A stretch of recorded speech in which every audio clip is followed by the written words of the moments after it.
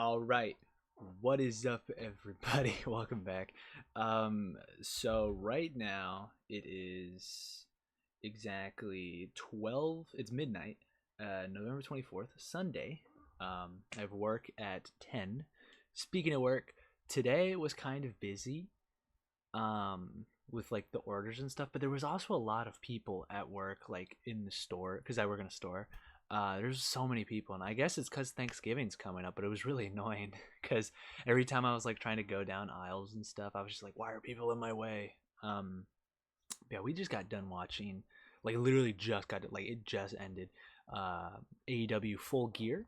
Like I said in my introduction video, I'm a big wrestling fan, as you can see. AEW prevents Forbidden Door.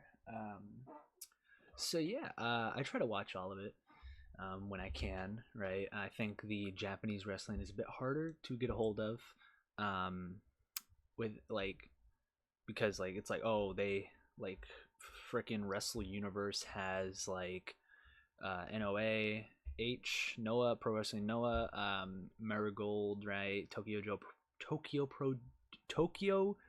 Joshi Pro Wrestling, DDT as well, and then Stardom has its own service. New Japan has its own service. WWE, obviously, I mean, they're going to Netflix, so that's actually kind of cool. Um, and then AEW is on TBS, TNT. Yeah, it's a little hard to keep up with a lot of it, but I do the best I can, you know. But yeah, so I guess I'll do a quick rundown of Full Gear. I kind of want to talk about other stuff, but obviously this is my channel. I give thoughts. So I did not watch any of the pre-show. They have like an hour pre-show that starts at 7. I didn't watch any of it because I didn't really care about any of it. But there was one match that before the pay-per-view started, because about halfway through, it was like around 7:40ish. I was like, I'm going to watch this match, and it was Big Boom AJ, from the Costco guys versus QT Marshall, and I was very surprised. It was actually a pretty decent match. The whole timeline really liked it.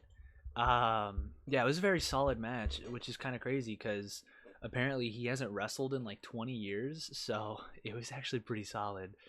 But then we move on to the opener of the show, the AEW Fatal 4-Way Tag Championship match, or yeah, Fatal 4-Way. So it had Private Party champions, the Acclaimed, Kings of the Black Throne, which is just a House of Black, right? Pretty much, and the Outrunners. I love the Outrunners. Been a big fan of them for a while now, and the fact that they're getting more upper card kind of it's great because you see them go from like jobbers to it's like, oh, they're actually kind of killing it now because they're getting over with the fans. But this match was kind of a stinker, I'm not gonna lie. It was okay. I thought it was fine for like an opening match. It could have been better for an opening match though, but I thought it was fine, right? Like nothing too crazy, which is a shame because a lot of the wrestlers in that match are really good. So I was like, oh, maybe we'll get something crazy, but we didn't really get anything too crazy about that match. So yeah, and then the next match was MJF versus Roddy Strong. Both pretty good, pretty great wrestlers, right? I love MJF. Roddy Strong's great. It was I don't know why I kind of struggled to watch this pay per view.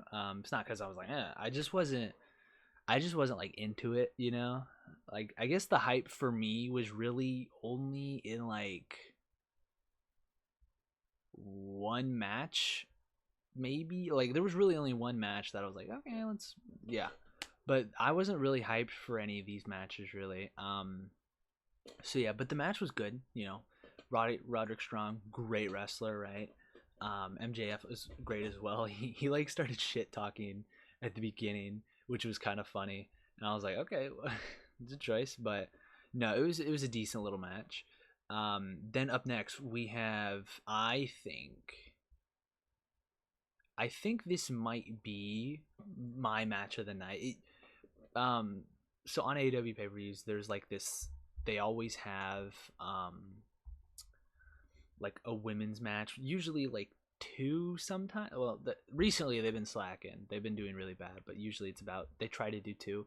But it was Mercedes Moné versus Kris Statlander, and this match was freaking crazy. It was really good.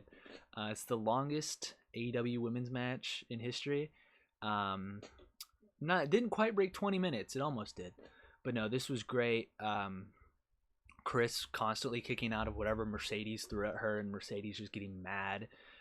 So a lot of the reversals that Mercedes was doing was insane, and then Kris is just, again, she's insane. She's super strong. So like, it was just insane, right? There was this Hurricane Rana spot off the apron.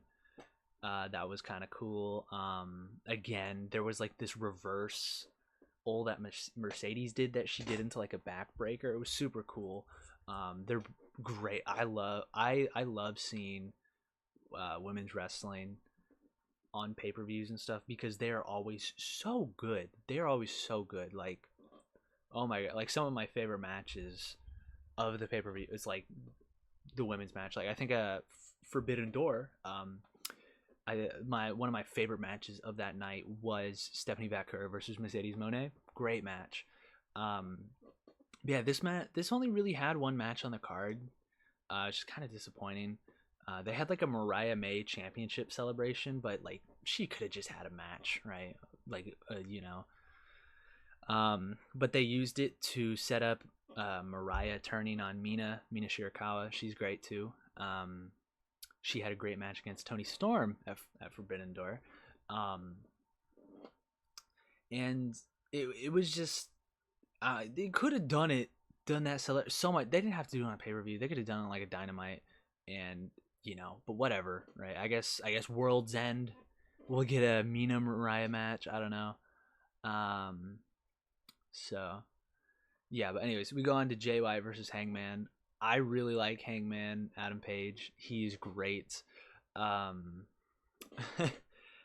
Yeah, like just his like match catalog with Swerve alone is just insane, and then literally everything else, right? Danielson match, like Kenny Omega match, right? Like Darby Allin, I think. Am I thinking of it? No, that's Takeshita is what I'm thinking of.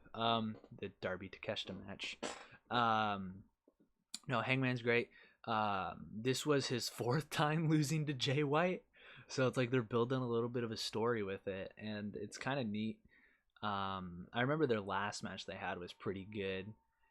He tried to do the buckshot lariat, and Jay White reversed it into the Blade Runner, and I was like, that's sick. Yeah, so pretty decent match, Again, wasn't anything too crazy. Like, still so far, the best match was Mercedes and Statlander. So then we have Kyle Fletcher versus Will Ospreay. I didn't even have to worry about if this match was good, because up until this point, like the show was kind of like so-so. It was like, oh, we got like a good match and a decent match, and it's like it's all right so far. But I didn't have to worry about this match because like Will Ospreay, one of the best wrestlers in the world, probably like top 5, if not maybe top 3. And then Kyle Fletcher is what many people like to say is basically like a Will Ospreay like clone or whatever, something like that. Something that, or a Will Ospreay wannabe, I guess. I don't really have any doubts that this was going to be a great match, because Will Ospreay, again, great wrestler. Kyle Fletcher is also super good. This is actually his first singles pay-per-view match, which was really interesting, and they knocked it out the park. It was so good. Crazy reversals, crazy moves. There was this like pile driver on the steps that was really nasty. Some really nasty like kicks to the face. It was just like, oh, reversals into like Spanish flies, just ridiculous stuff, right? And he won clean. Kyle Fletcher won the match clean. So I was like pretty I was like, whoa, oh, okay, like yeah, pretty good match. And then we have TNT match with Daniel Garcia. Actually, I think it was Takeshita and Ricochet before Daniel and Jack Perry. But I'm gonna just in the order that is on my screen. Daniel Garcia, Jack Perry. It's all right, man. It wasn't that good. It was okay. Like, I think my problem is, like, I know, like, Jack Perry can hoop harder than he did. um and this is like Daniel Garcia's like big like moment. He's gonna like take down, finally win a championship, right? But Jack Perry's doing this scapegoat thing still, and it's like it's not my problem with the gimmick. It's just that it hasn't gone anywhere since like I want to say like Anarchy at the Arena. Like, it's kind of been very stagnant, right? He's just playing this edgy kind of character, and it's not, at a certain point it's like, this is just funny watching you try to pull this off. So yeah, it's like, okay, you know, I really wish it would go in like a different direction or I don't know, something, right? Just because your gimmick changes doesn't mean your like repertoire is less now. Because initially with his scapegoat gimmick, it was like interesting, pulverizing, right? Or polarizing, yeah. And it's just kind of been stagnant past couple months, even with this feud.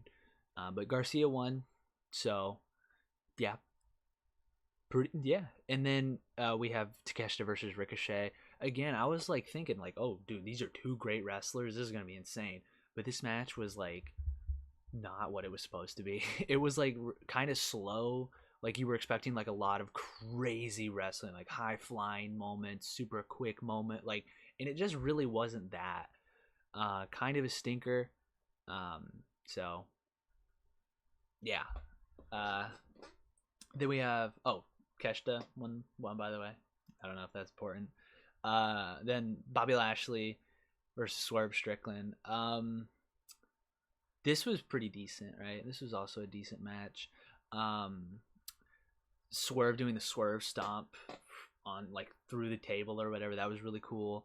Bobby Lashley again is just dude, he's a freak. Like, he's so strong, and he's like 50 or something. It's just insane. And then we have Jon Moxley versus Orange Cassidy, and at this point the crowd is kind of dead, right? This is the main event.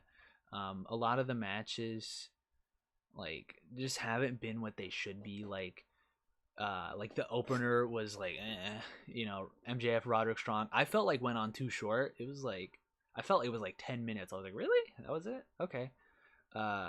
Monet Statlander, great match, right?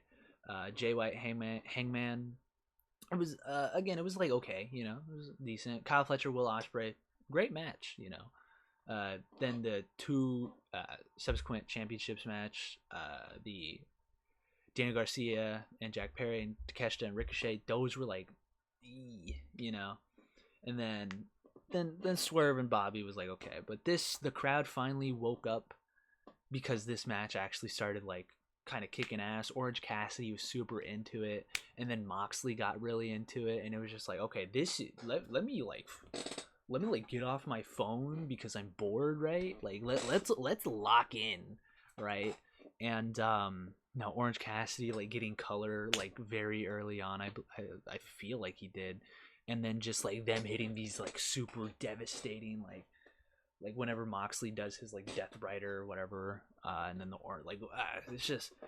was great wrestling, you know. And then the end was kind of crazy. Freaking Darby Allin came out of nowhere as they were leaving. Actually, a lot of people came in the ring and just like started throwing hands, but as they were leaving, Darby Allin just decided, I'm going to drive my car right into your truck, crash into it like full speed. It was ridiculous. But